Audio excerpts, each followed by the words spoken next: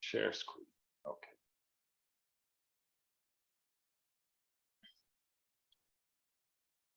All right.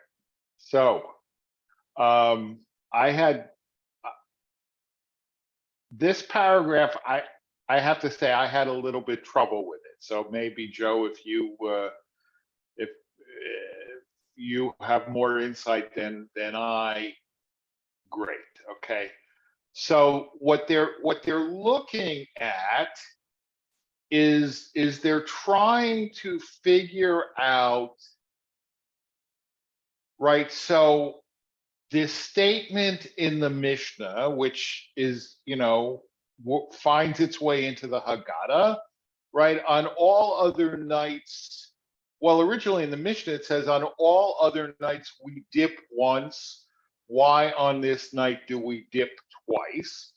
And they're trying to figure out what is the purpose and what the double dipping is supposed to be accomplishing here. Okay, so that's the question that they're asking.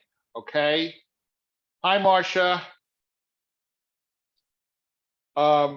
So that's the question that they're asking, like why two dippings? Okay, so Rish Lakish is saying because mitzvot require intent, right? Mitzvot shrichot kavanah. Okay, and we finished up a little bit discussing this 2 weeks ago. The question of mitzvot shrichot kavanah, right? In other words,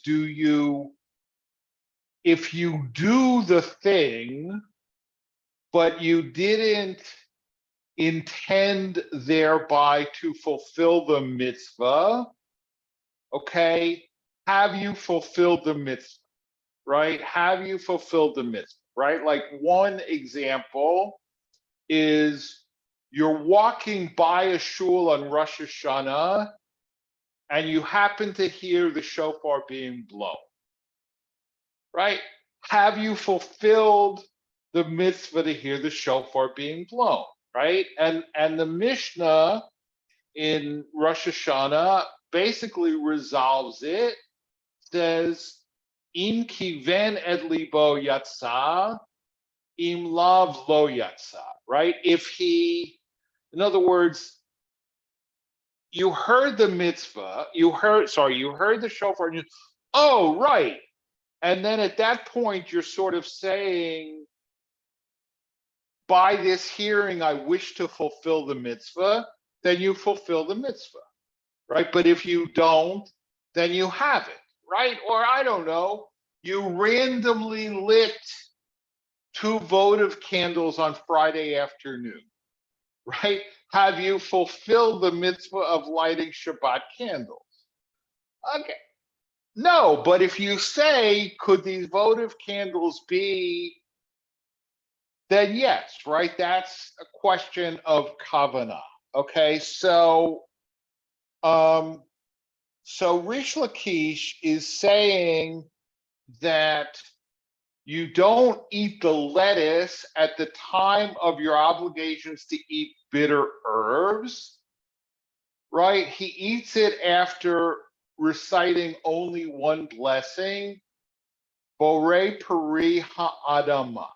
Okay, so, and it's true, we eat, and I think Hazeret and Karpas is the same thing, because otherwise, again, it doesn't make sense, right? But we eat the Karpas early in the Seder, and we only eat the Maror afterwards, after we've said Motzi and we've eaten the matzah, right? So Rish Lakish is saying, right, because lettuce is bitter, right? So you could fulfill the mitzvah of eating maror, of eating bitter herbs with lettuce. But you don't, because you didn't say al achilat maror. You only said borei peri ha'adama.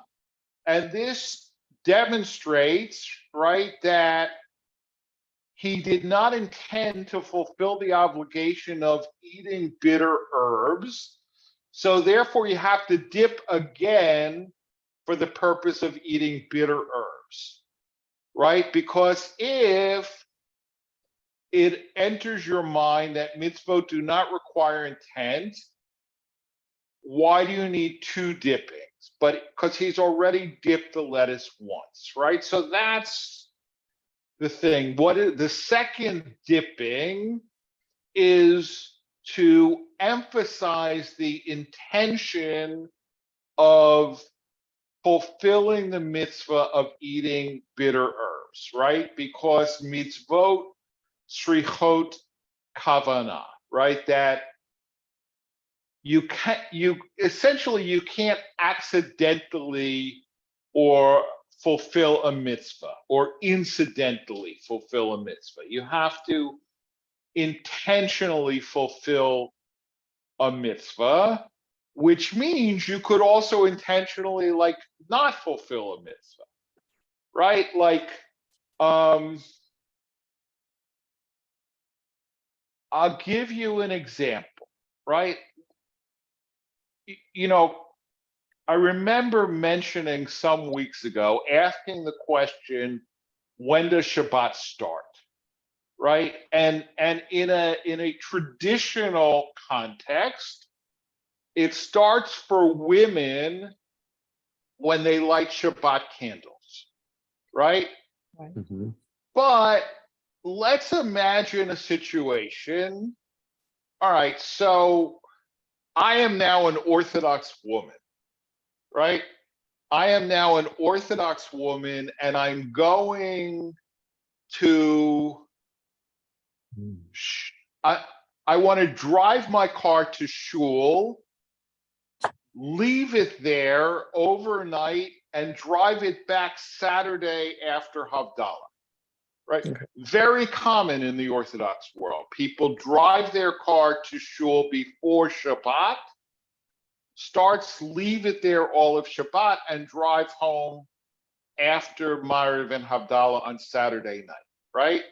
Okay, so, I'm an Orthodox woman, I want to drive to shul, right? But I have to light candles, right? If I've lit candles, it's now Shabbat for me, and I can't drive to shul, right? What do I do? What do I do? To shul. What? Walk. You can walk, but I don't wanna. Right. I don't wanna. I mean, I'm already gonna walk to shul. I'm gonna walk home after shul. I'm gonna walk back. You know, and it's adding two walks because I don't have my car there after Havdalah Saturday night. Okay, so I would rather not do that. Do I have another out?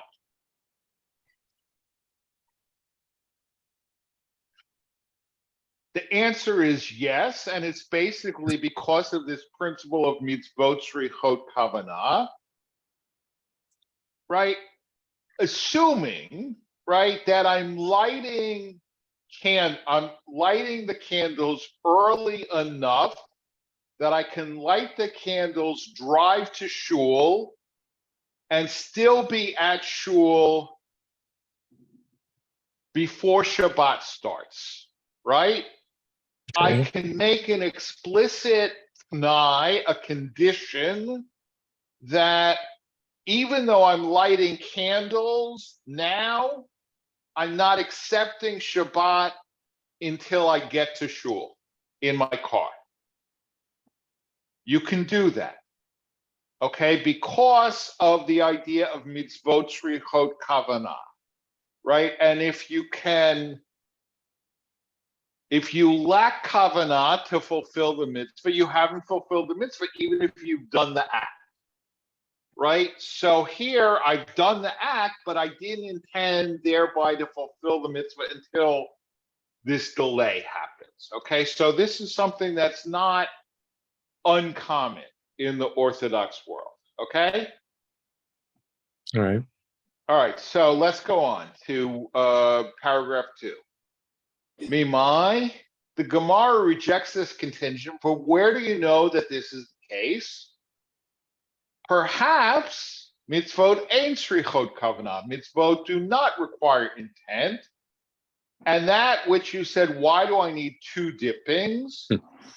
Perhaps the reason is so that there should be a conspicuous distinction for the children, which will cause them to inquire. In other words, right, in the previous paragraph, Reish Lakish has said that the reason for the second dipping is to fulfill the mitzvah of eating bitter herbs, because you haven't fulfilled it with the first dipping because that wasn't your intention, right? And the Gemara is saying, no, not necessarily. Maybe the second dipping is so that the kids will say, huh?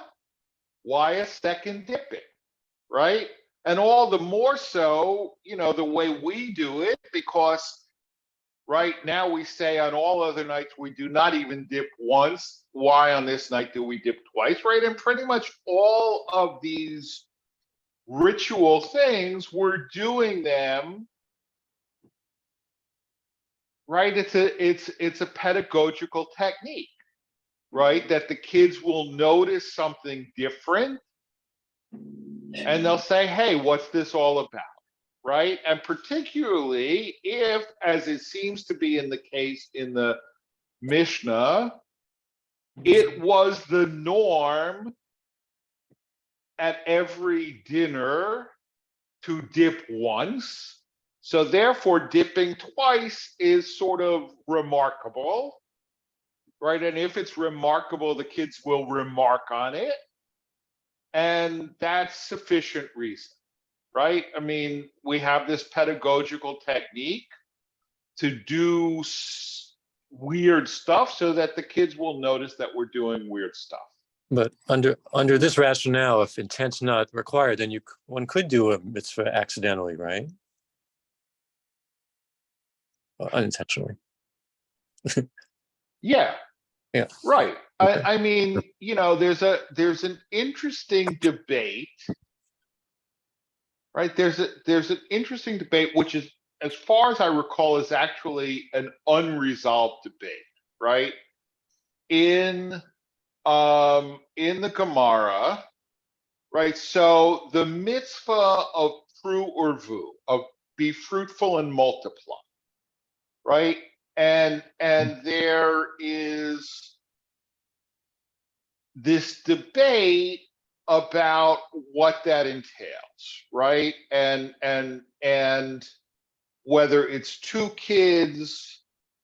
I mean, sort of everybody agrees it's 2 kids, right? But some say it has to be a son and a daughter. Others, it could be 2 sons or 2 daughters, right? But then the question is raised,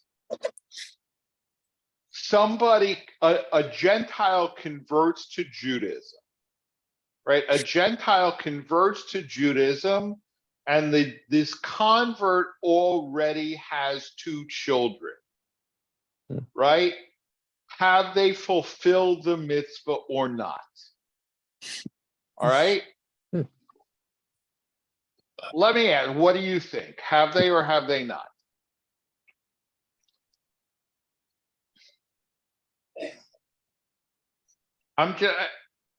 It's an unresolved debate, so you can't be wrong, okay? Because there's a statement in the Gemara that yes, he has, and there's a statement in the Gemara that no, he hasn't. Okay, so you can't be wrong. But what do you think? I vote that he has, because you can't forecast that they're going to be able to have other children. It's more from pragmatic rationale. All right, but if you can't fulfill a mitzvah, you can't fulfill a mitzvah, right? I mean, that's different. True. I mean, It's true. I mean, if the man is infertile, or the woman is infertile, then they can't fulfill the mitzvah, right? So, in which case they're exempt, right? So, I mean, the argument is there, but I'm not sure that, that's not one of the arguments that would be made by the Gemara. Right? Anybody else? No. All right, so the argument that he has, right, is simply the Gemara says in Aramaic, Dahahavule. He's got kids.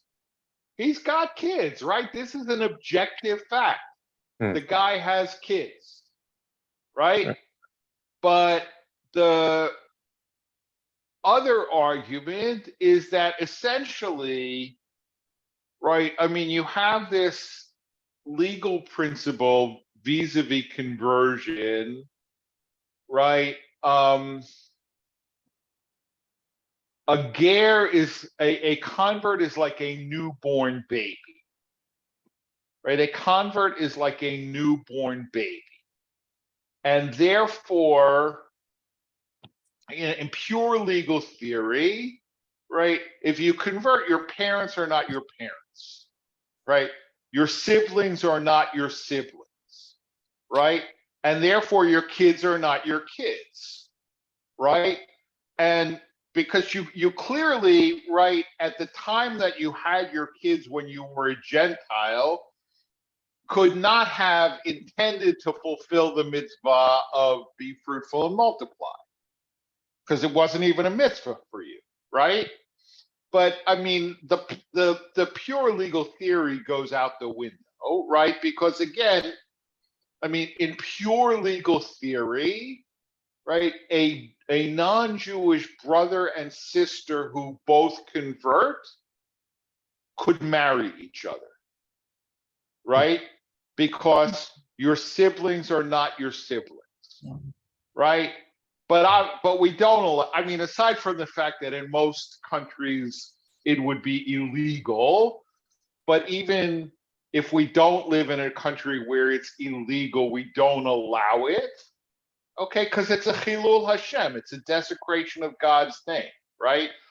Judaism allows siblings to marry each other, right? Or like, I get questioned not infrequently, I'm a convert, my parent has died. Do I sit Shiva? Do I say Kaddish? Right? And the answer is generally, yeah, you do. Okay. Now, technically, the answer is you're not required, but you may. Okay, because I can't create an obligation out of whole cloth, right? But to say that, see, Judaism teaches you to disrespect your parents, no, right? So these are the kind of things we like. Anyway, let's go on, unless there are questions or comments. All right.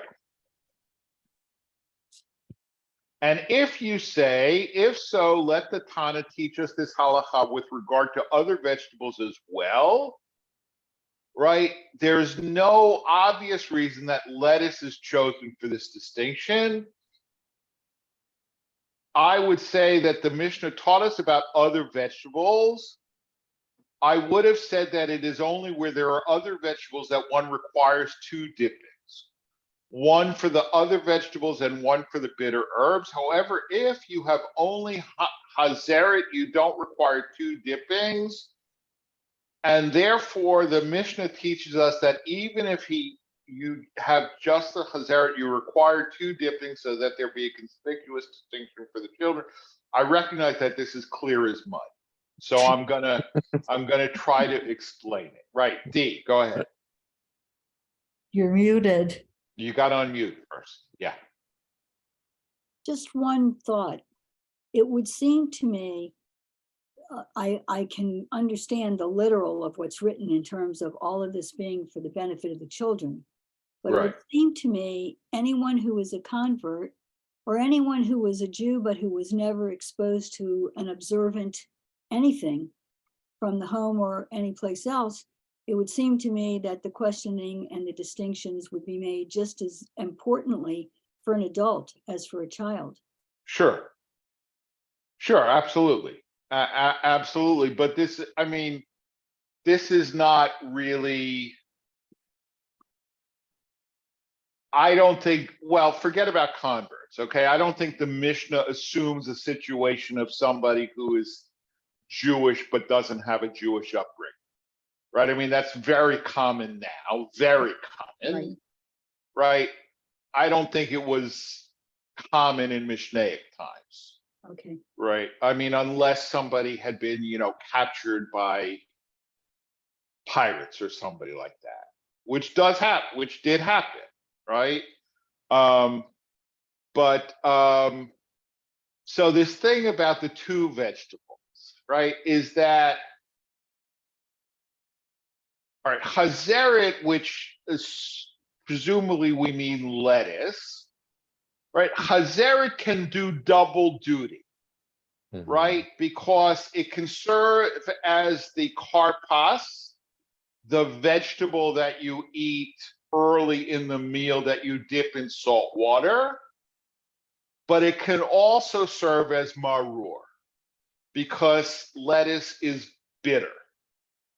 Okay? I mean, and I can tell you for sure that in the Mishnah, when they were talking about maror, they were not talking about horseradish. Okay, because horseradish is a Northern European thing. Okay, nobody in Palestine or Babylonia knew about horseradish in Mishnaic or Tannaitic times. And conversely, I'm going to throw out there the assumption that our bubbies and zadies or their bubbies and zadies started eating horseradish as the bitter herb. Because where are you going to get lettuce in the Pale of Settlement in March, right? I mean, it's just not happening, right? Because if you think about it, horseradish isn't really bitter. I mean, it's sharp, it's painful to eat, but it's not particularly bitter in taste. It's more, like I say, sharp. Okay, so what this paragraph is saying is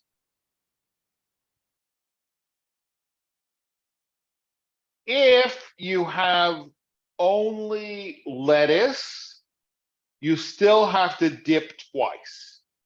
Okay, and even if your first dipping is indeed for the purpose of bitter herbs, you still have to dip a second time because the kids will notice that that's unusual and therefore for the kids. Okay.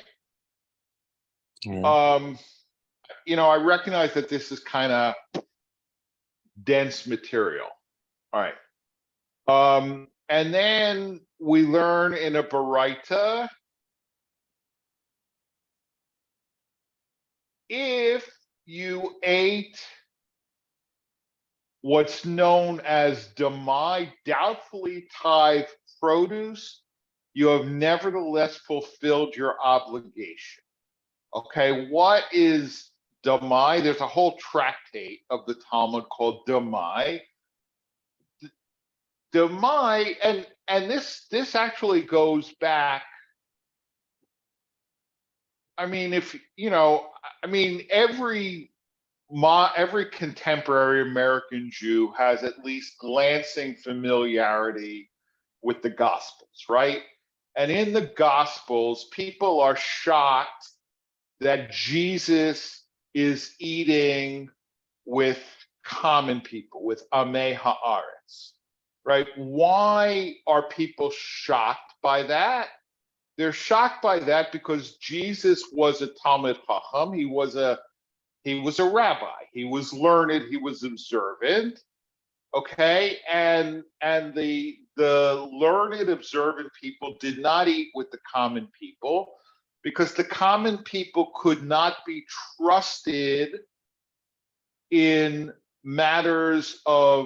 certain matters of ritual purity. Okay, and one of the things, right, it says Am Haaretz, is that the common people were not trusted that they had properly tithed their produce. Okay, so damai, which doesn't mean untithed produce. It means I don't know if it's been properly tithed or not. Right? I can't be certain that it's properly tithed. And asking the seller does no good because the seller's not trustworthy. The seller, I mean, even if the seller's honest, the seller's not knowledgeable, right? So that's called damai, right? And in general, the scholars avoided eating damai. And for sure, if they did eat damai, they wouldn't use it to fulfill a mitzvah, to fulfill a religious obligation. But this Baraita says, if you've eaten your two vegetables, your hazer, your whatever, your karpis and your maror, and it's damai, you fulfilled your obligation. If you ate them without the intent of the mitzvah, you fulfilled the obligation.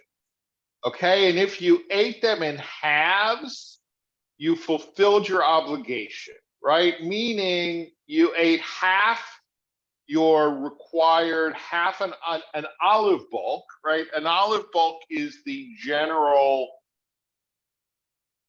measure of fulfilling the mitzvah, right? So I have to eat an olive bulk of maror. I have to eat an olive bulk of chazeret. But if I eat half and then I wait a while and I eat the other half, I fulfilled my obligation. And we'll go on to the next sentence and then I'll come back. But that is only if you haven't waited between the two halves the amount of time that it takes to eat a half a loaf of bread, right? Now, you might think this business of eating in halves and how much, I want to tell you, an analogous question came up today. Okay, believe it or not. Okay, and I'll tell you what it was. Okay, so on Shabbat, right, we're having this special kiddush to honor Hazan Kamran, right? And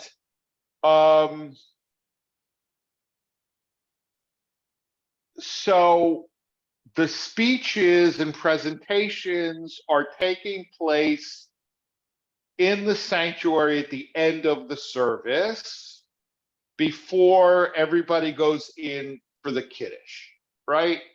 And normally, like when we have a big crowd for kiddush, like last Shabbat for the bar mitzvah, right? We say kiddush and motzi from the bima at the end of services so that people don't have to stand around in the social, right? They can go right in and eat and drink.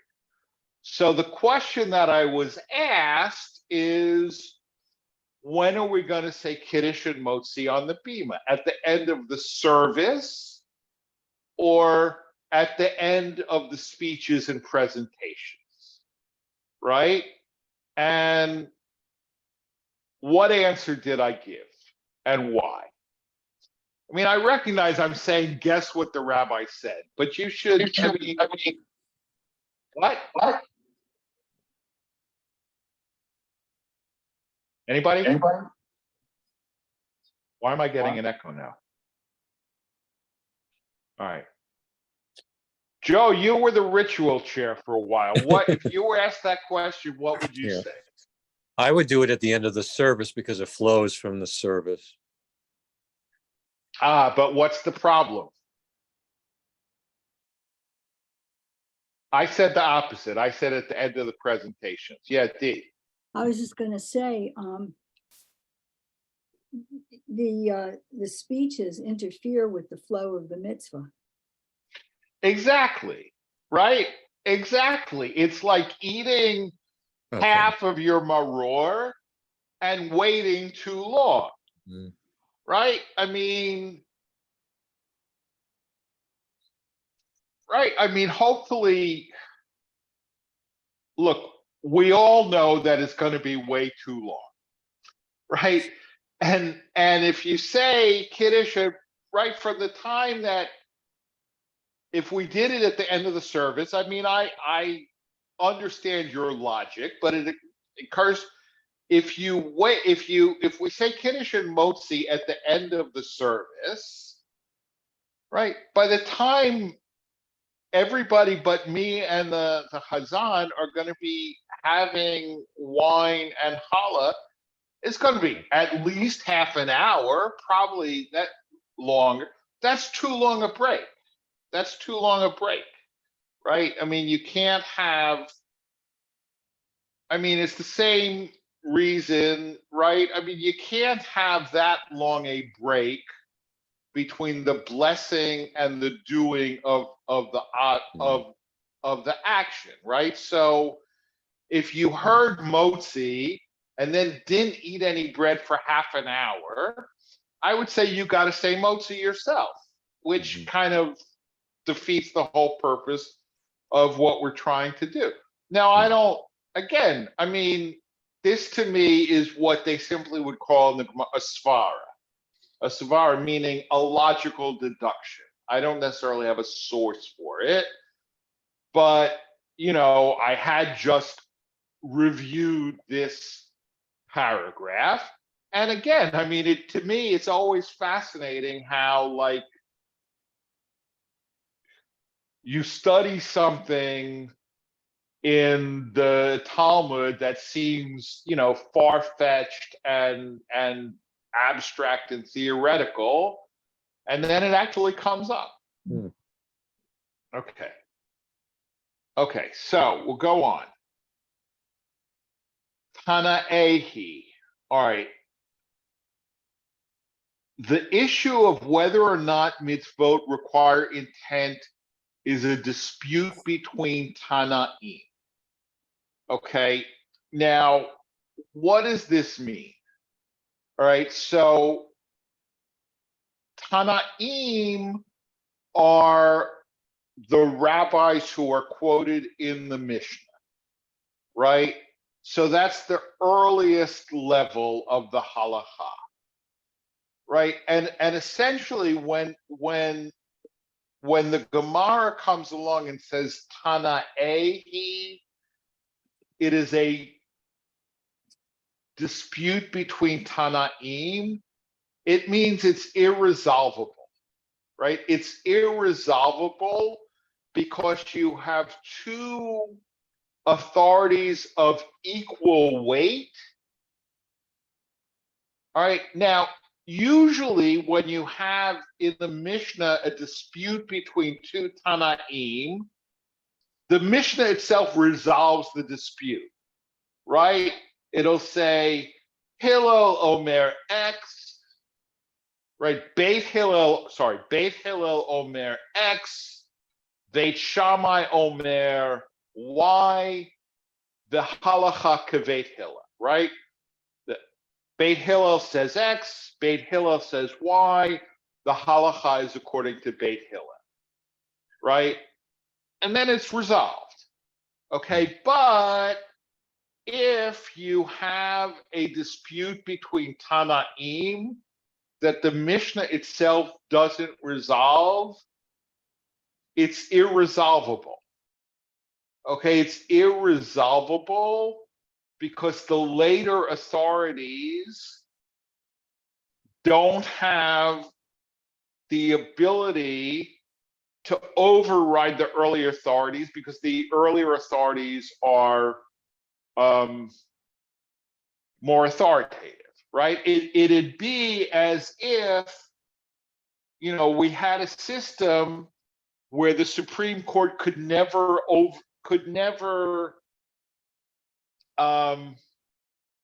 override or repeal a previous Supreme Court precedent, right? Which is obviously not the system that we have, right? But that's, or else, we'd still have, we'd still have legalized segregation instead of informal segregation. But that is the halachic system. You can't overrule the Tanaim, okay?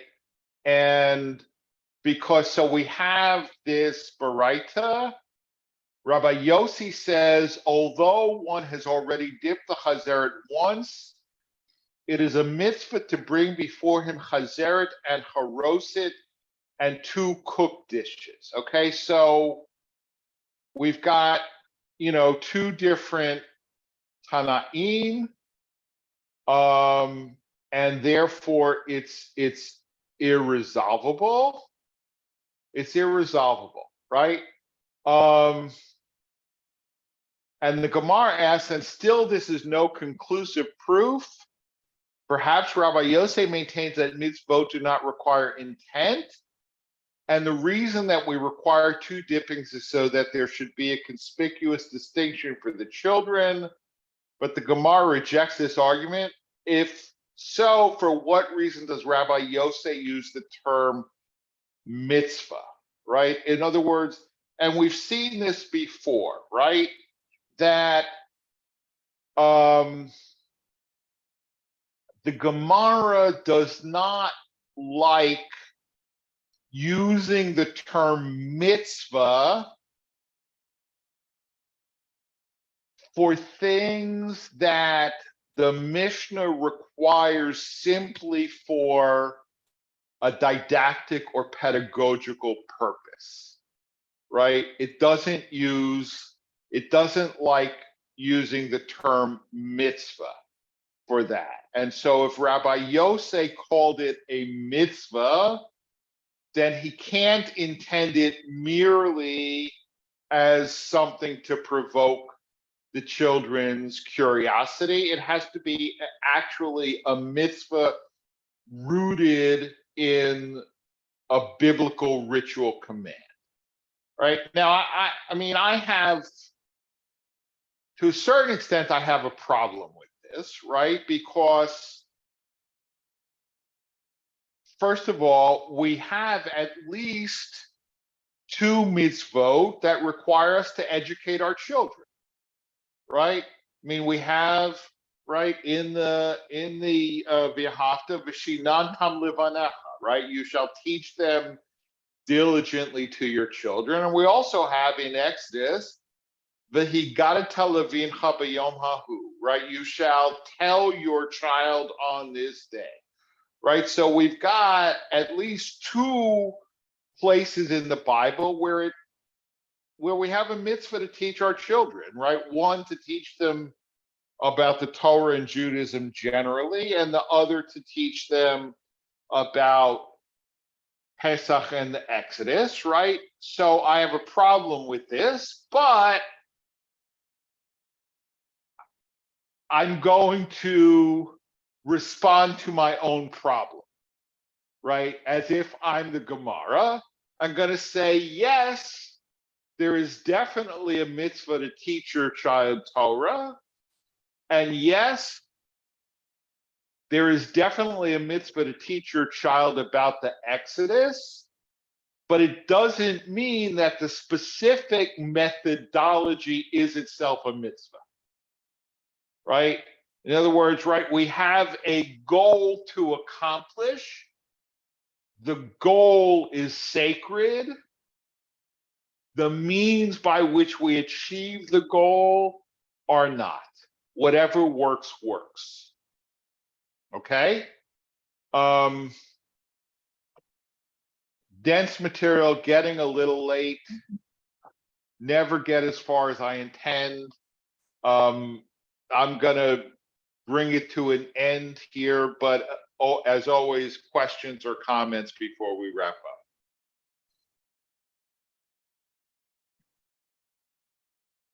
All right, if not, thank you for joining. Shabbat Shalom, see you on Thank you. Shabbat. Yes, Thanks, Shabbat. good night. Thank you. Good night.